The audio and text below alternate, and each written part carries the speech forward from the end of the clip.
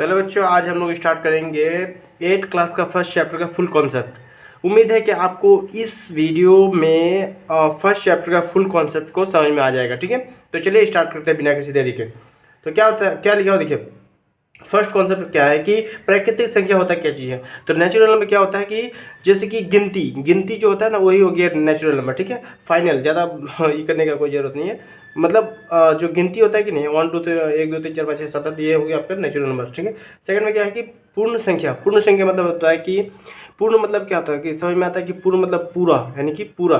तो यहाँ पे क्या हो गया कि गिनती में सिर्फ आगे में क्या लगा दीजिए, 0 लगा दीजिए, बस वो क्या आ गया आपका पूर्ण संख्या होगी। यानी कि पूर्ण संख्या यानी कि 0 1 2 3 4 5 6 7 8 9 10 इस तरह चलते जाएगा। ठीक है, अब क्या होता है कि पूर्णांक क्या होता है, इंटीजर क्या होता है। ठीक है, तो इंटीजर क्या होता है कि इंटीजर क्या होता है कि 0 शून्य बीच में है। ठीक है, और शून्य के इधर यानी कि नेगेटिव। ठीक है, माइनस वाला और इधर प्लस वाला, इस साइड इस ई में अगर सजा हुआ रहता है। ठीक है, यानी कि माइनस वाला भी और प्लस वाला भी है, बीच में 0, तो ये आपका इंटीजर कहलाता है। ठीक है, यानी कि समझ में आ गया कि इस साइड में 0 के इस साइड में आपका नेगेटिव वाला रहेगा और 0 के इस साइड में आपका पॉजिटिव वाला रहेगा, ये आपका इंटीजर कहलाएगा। ठीक है, तो चलिए फिर दूसरा क्या है कि देखिए, धनात्मक एवं ऋणात्मक परिमेय संख्या। धनात्मक एवं ऋणात्मक परिमेय संख्या क्या होता है चीज़ है। ठीक है, तो धनात्मक मतलब होता है कि प्लस, यानी कि धनात्मक मतलब होता है प्लस, क्या होता है प्लस, और ऋणात्मक मतलब होता है माइनस। ठीक है, तो धनात्मक और ऋणात्मक तो यहाँ पे लिखा हुआ देखिए, positive and negative rational number. ठीक है, तो प्लस और माइनस किसको कहेंगे। ठीक है, यानी कि किसको कौन सा को हम प्लस रेशनल नंबर कहेंगे और कौन सा को हम धनात्मक मतलब माइनस रेशनल नंबर कहेंगे। चलिए देख लेते हैं थोड़ा सा।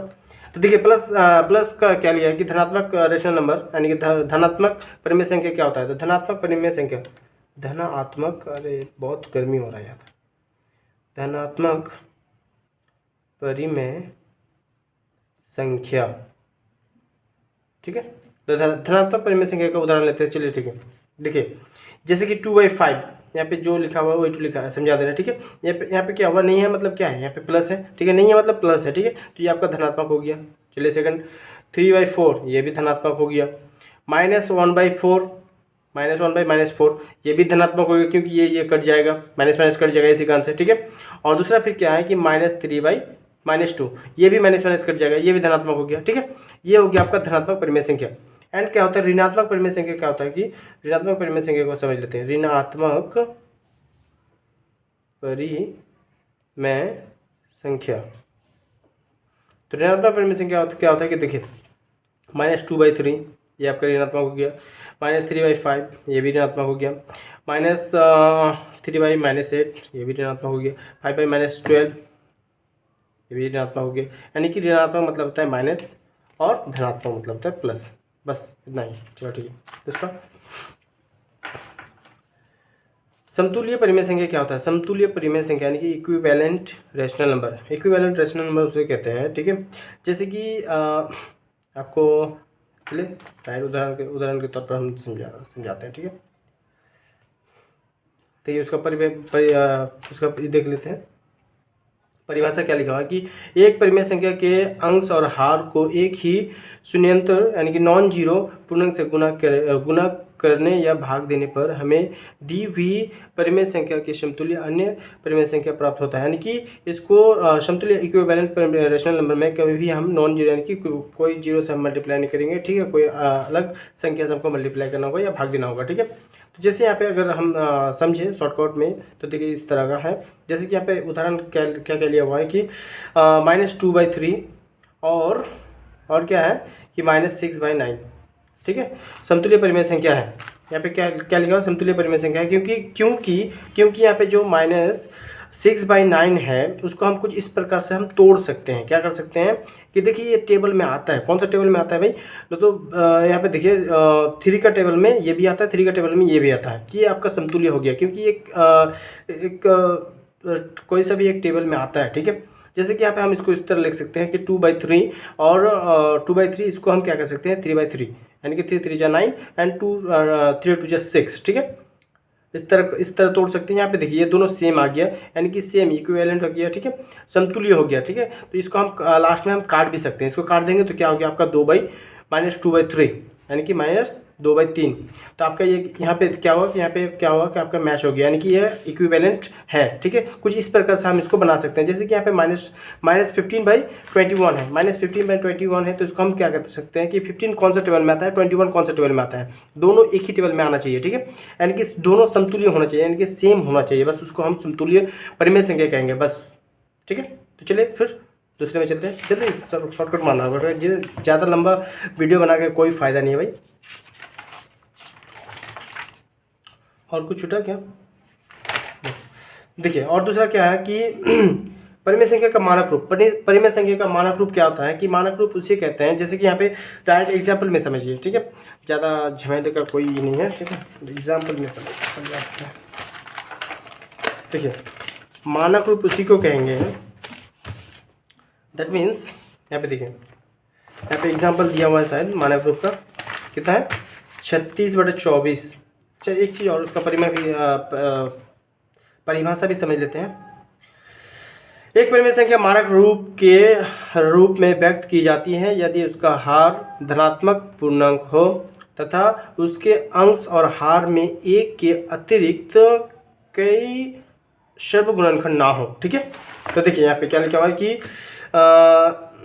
यानी कि क्या हुआ, यहाँ पे क्या हुआ कि उसका धनात्मक जो है, यानी कि उसका जो हार जो है वो धनात्मक होना चाहिए, धनात्मक पूर्णांक, धनात्मक मतलब प्लस होना चाहिए, ठीक है, धनात्मक पूर्णांक होना चाहिए, और अंश और हार जो है एक के अतिरिक्त सर्व गुणनखंड होना चाहिए। अच्छा हार, अंश और हार आपको समझ में आया कि नहीं? अंश मतलब होता है, जैसे यहाँ पे अंश और हार को समझा दे रहे हैं, ठीक है। जैसे यहाँ पे है 1/2, 1/2 है कि नहीं, 1/2, दैट मीन्स ये क्या हो गया आपका अंश, क्या हो गया ये अंश, ठीक है। और नीचे वाला आपका क्या हो गया हार, क्या हो गया हार, ठीक है, समझ में आ गया। अब देखिए यहाँ पे क्या है कि ए नंबर में क्या लिखा हुआ है, मानक रूप में बदलिए, ठीक है। ए नंबर में यहाँ पे तो एग्जाम्पल तो दिया हुआ है, ठीक है, बनाने की क्या जरूरत है, ठीक है, आपको सिर्फ समझा दे रहे हैं थोड़ा सा। यहाँ पे जैसे 36/-24 है, 36/-24 है, आपको फटाक से क्या करना है, 36 और 24 को आपका क्या लेना है, मौसा ले लेना है, दैट मीन्स क्या बोलते हैं उसको, मौसा, यानी कि HCF ले लेना है, ठीक है। आप HCF से भी ले सकते हैं, या तो अदरवाइज आप डायरेक्ट भी बना सकते हैं कुछ इस प्रकार से। देखिए डायरेक्ट बनाइए, जैसे 36/-24 है, ठीक है, -24। तो देखिए ये नंबर आपको थोड़ा सा मतलब इसमें क्या करना होगा, आपको थोड़ा सा आइडिया होना चाहिए, ठीक है। टेबल आपको पूरा मतलब हार्ड, मतलब पूरा टेबल में फोकस करना होगा, आपको टेबल आना चाहिए, ठीक है, तभी मज़ा आएगा, मतलब नहीं आएगा फिर। जैसे यहाँ पे 36/24 है, तो जैसे कि ये 36 और 24 कौन से टेबल में आता है, थोड़ा सा आइडिया। देखिए सबसे यहाँ पे क्या होता है कि सबसे मोस्ट इंपॉर्टेंट होता है टेबल, ठीक है। तो यहाँ पे क्या होता है कि 12 का टेबल में दोनों आता है, 12 का टेबल में 36 भी आता है, 24 भी आता है, 12 दूना 24, 12 तेरह 36, ठीक है। यहाँ पे क्या किया हम फटाक से इसको क्या किए कि 36 क्या किया, 36 लिख दिए, और यहाँ पे -24 है तो -24 कर दिए, ठीक है। इसको डिवाइडेड कर दिया कितना से, क्योंकि हमको पता है कि मानक रूप से, मतलब मानक रूप में निकालने के लिए कुछ इस प्रकार से हमको करना पड़ेगा, ठीक है। डिवाइडेड करना होगा, डिवाइडेड शो करना होगा, क्या डिवाइडेड शो करना होगा, ठीक है, डिवाइडेड देना होगा। अब क्या हुआ यहाँ पे हमको समझ में आया कि ये दोनों जो है ये 12 का टेबल में आता है, तो हम फटाक से 12 का टेबल लिख देते हैं दोनों तरफ, ठीक है।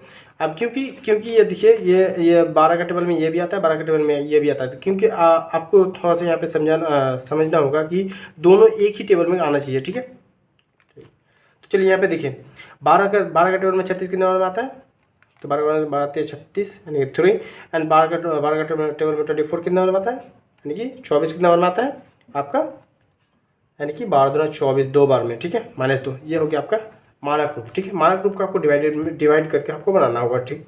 आपको बस इतना ही करना है कि आपका मतलब जो डिवीज़न में आपको थोड़ा सा आइडिया लगाना होगा कि 9 और 12 कौन सा टेबल में आता है।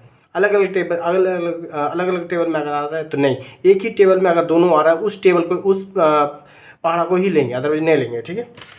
चलिए आपका यहाँ तक हो गया कॉन्सेप्ट को, ठीक है। तो चलिए अगले वीडियो में हम प्रश्न वाली 1.1 को सोल्यूशन करेंगे, ठीक है, क्योंकि हम ज़्यादा लॉन्ग वीडियो बनाना नहीं चाहते हैं, तो आप हमसे जुड़ सकते हैं, ठीक है। तो चलिए।